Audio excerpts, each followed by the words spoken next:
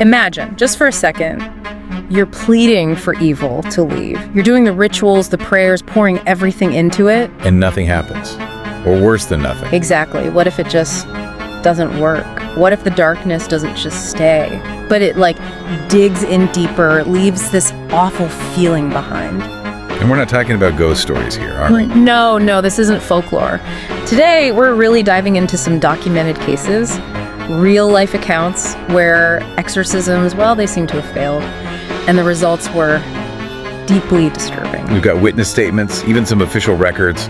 It's the kind of material that's chilling precisely because it seems to have actually happened. Right. So what's truly unsettling here is that these cases show this confrontation with something really resistant, Something that just seems to fly in the face of how we normally understand things. And these weren't fringe events. Often you had respected people, established churches, grappling with forces they just couldn't seem to manage. So for everyone listening, our mission today isn't really to sensationalize this or give easy answers, because there probably aren't any. No, definitely not.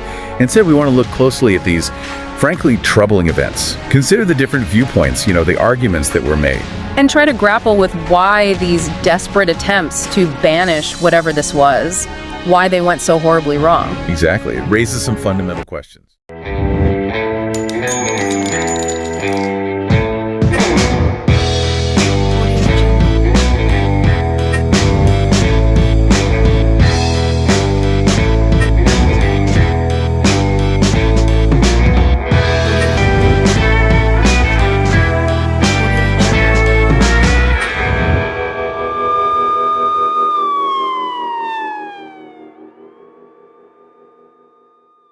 Okay, so Act 1.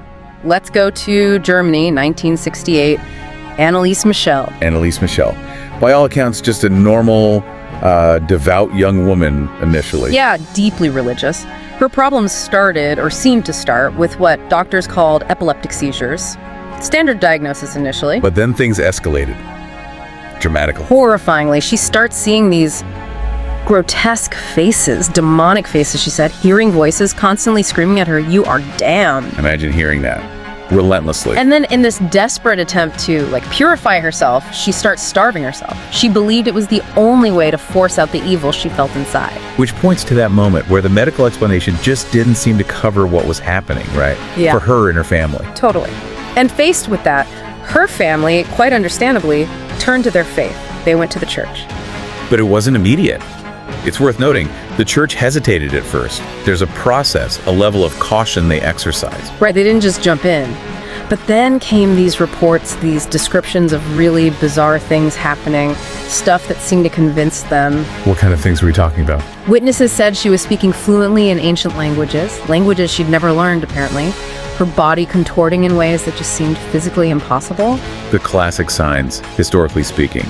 Xenoglossy, unnatural contortions. And this incredibly violent reaction to anything sacred. Crucifixes reportedly ripped off walls, holy water making her react violently, and this wasn't just thrashing, it was described as almost gleeful, malevolent. Right. Those specific details, the speaking in unknown languages, the physical impossibilities, the violent aversion to religious symbols, they challenge purely medical or psychological takes, don't they? They push into that unexplained territory. And that leads to the exorcisms, 67 of them. 67 sessions. Over 10 months. That's an incredible ordeal. Unimaginable. And the outcome?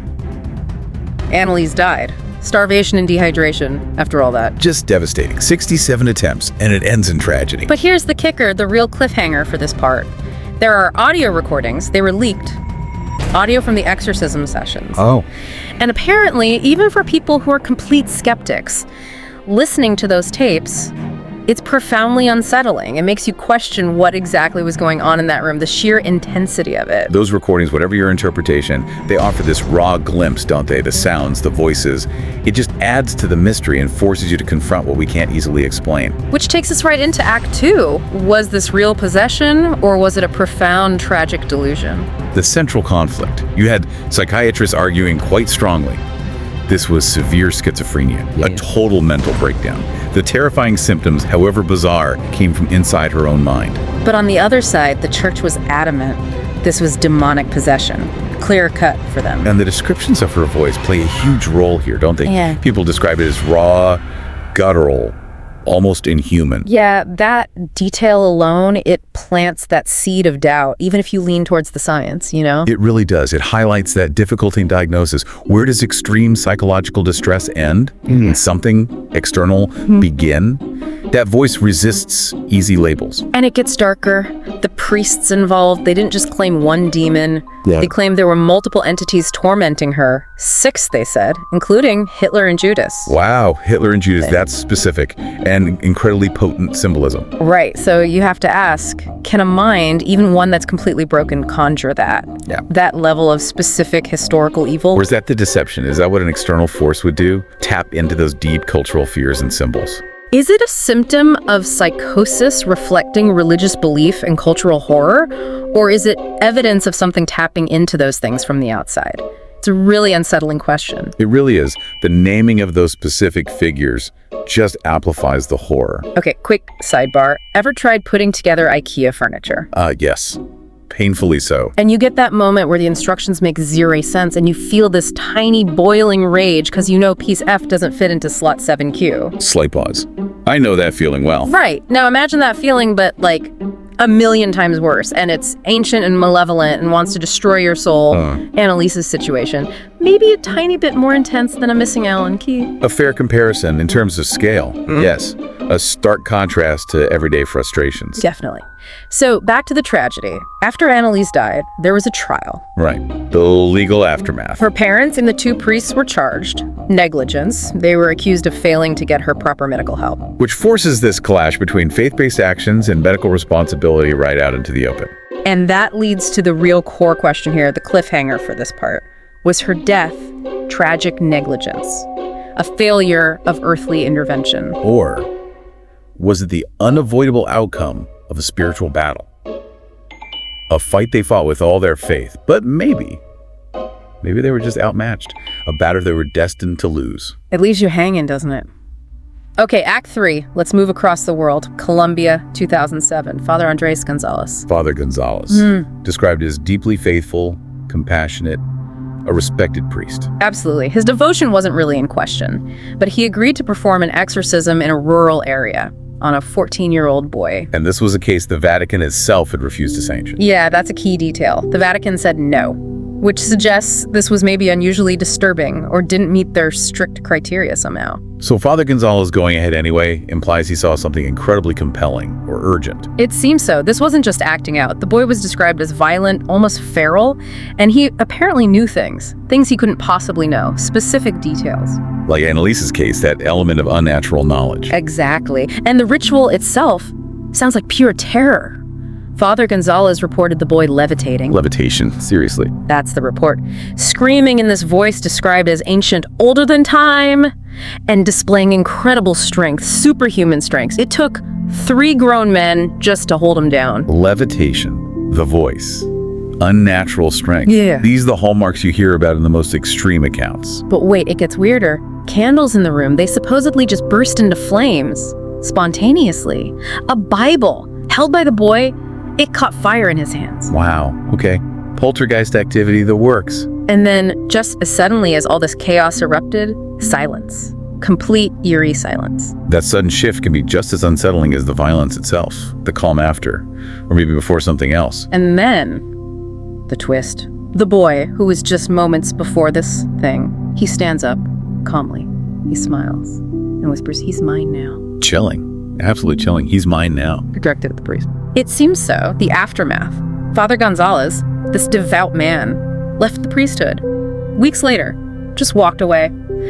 And he never, ever spoke about what happened in that room again. To abandon his entire life's calling and maintain total silence. Yeah. It speaks volumes about whatever he experienced. The psychological, spiritual impact must have been immense. And then there are the rumors. Of course there are rumors. Some say the entity, the demon, whatever it was, followed him, latched onto him. Shadow he couldn't escape. Others whisper something even stranger, that maybe he never actually left that room. Not really. That he's still trapped there somehow in his mind, locked in that horror. Either way, it's a deeply disturbing end to that story. An unresolved encounter that apparently shattered a man's faith. Okay, moving on. Act 4. South Africa, 2012. A girl named Letty. 16 years old. Started showing some very disturbing behavior. Nightmares, sleepwalking. But then it got worse. Yeah, violent outbursts. And again, that element of language. Speaking in languages she didn't know, described as dead languages. And self-harm, specifically during prayers. Right. Trying to pray seemed to trigger self-injurious behavior, so things escalated to the point where they attempted a group exorcism at her school. At her school? Yeah. With students present? Apparently so. Teachers were involved in restraining her. Other students witnessed parts of it. There were even videos supposedly showing her crawling up a wall backwards. Crawling up a wall backwards? That's classic imagery, often dismissed, but to have multiple witnesses. Exactly. And the outcome here is just shocking. Letty died during the ritual. Died? How? That's the thing. The coroner's report was inconclusive. No drugs found in her system, no signs of physical injury from being restrained, nothing to explain it, no official cause of death. Died. During an exorcism with no clear medical reason? Vanish. And the aftermath is haunting. Yeah. One teacher later confessed she was tormented by nightmares, hearing Letty's screams over and over. And the school, it closed down the very next year. Permanently. Closed the whole school. Yeah. Now, was it just a coincidence, financial reasons, or did something linger? Did the place feel cursed? It leaves that question hanging. An inconclusive death, lingering trauma for witnesses, the school shutting down. It's a deeply unsettling sequence of events. Okay, Act 5. A lesser-known case. This one from the U.S. Missouri, 2015. Okay, what happened here? It started with a 911 call. A single mom. Her 9-year-old son had attacked her in his sleep with a fork. A 9-year-old? In his sleep? Yes. And when woken, he claimed a man in the closet told him to do it. Now, initially, you think, okay, night terrors, maybe trauma. Okay. There were psychological evaluations. Standard procedure. Makes sense. But then, the boy started revealing things. Disturbing knowledge about past events he couldn't possibly know. Family secrets, details about violent deaths in the family generations ago. Stuff predating his birth. Way before. Including details of an unpublicized childhood abuse case involving a relative back in the 1980s. Stuff that wasn't common knowledge, even within the family, let alone known by a 9-year-old. Okay, that's harder to explain away as just psychology or overheard conversations. That's specific, hidden knowledge. Exactly. So, the family, desperate, sought help. They found a priest willing to perform an exorcism, but it was unofficial, not sanctioned by the church hierarchy. Going outside the official channels again. Suggests desperation, or maybe the church again hesitated. Seems likely. And during this unofficial ritual, more terrifying things, the boy reportedly started screaming, but in a woman's voice. An adult woman's voice. A complete vocal change in a child. Yeah. And one of the assistant priests who was helping had a sudden violent seizure during the ritual, just collapsed. The other assistant priest, he apparently just quit, walked out mid-ritual, and disappeared. Vanished from the area. A seizure? Someone quitting mid-rite? This sounds chaotic and deeply frightening. What happened to the family? They moved immediately after. Changed their names, cut off contact, just disappeared too. Understandable, given the circumstances. Trying to escape it. But here's the final unsettling piece. Fast forward to 2020. A Reddit post appears. Someone claiming to be a former neighbor from their old street in Missouri. Oh. What did it say? This person described having recurring nightmares about a boy named David with black eyes. They didn't know the family's new identity, or even if David was the boy's real name. Just these disturbing dreams connected to that house years later. Wow. A lingering psychic echo. Or just coincidence. Still, that connection years later is creepy. Black eyes. Very creepy. So that brings us to Act 6. We've looked at these cases, Annalise, Father Gonzalez, Letty, this unnamed boy, and the pattern is failure, or at least not success in the way you'd expect, which forces the big question, why? Why do these rituals sometimes seem to fail so catastrophically? It throws up so many possibilities, doesn't it? Is it a failure of faith on the part of the people involved? Is it, the blindness of science refusing to see something real? Or is it something older, something ancient, almost mocking our attempts to control it, mocking human arrogance? Because the one constant in all these failed cases seems to be something negative remains. Broken minds, scarred families, traumatized priests. The darkness leaves a mark, even if the demon isn't formally expelled. Which leads to a really chilling alternative idea. Maybe the ritual isn't always meant to expel the demon. What do you mean? What if, in some cases, especially the really powerful ones, the ritual is more like a desperate attempt to contain it, to bind it. Like putting a lid on something incredibly dangerous rather than getting rid of it entirely. Exactly. And if that's the case, what does a failed exorcism mean then? It means the containment has failed, the boundaries have been breached, the lid is off. The demon isn't just still there, it's loose, unbound, which is a much, much scarier thought. A profoundly more terrifying implication. It reframes the entire encounter. It makes you think twice about, relying on just sage smudging or positive thinking for serious stuff, doesn't it? It's a slight pause. It certainly puts things in a different perspective. Those common protective measures seem rather inadequate when faced with accounts like these. So maybe the purpose of stories like these isn't just to scare us. Maybe they're warnings. Maybe they're meant to compel belief in something, anything, as a form of protection itself. A cautionary tale on a profound scale. A reminder of forces perhaps beyond our full comprehension or control. Leaving you with this thought, when you hear about something truly unsettling, maybe the question isn't just, is it real? Has it been contained? Or has it been released? Some doors, it really seems, are better left unopened. And some stories, they never truly end, do they? Their silence, maybe that's the loudest part.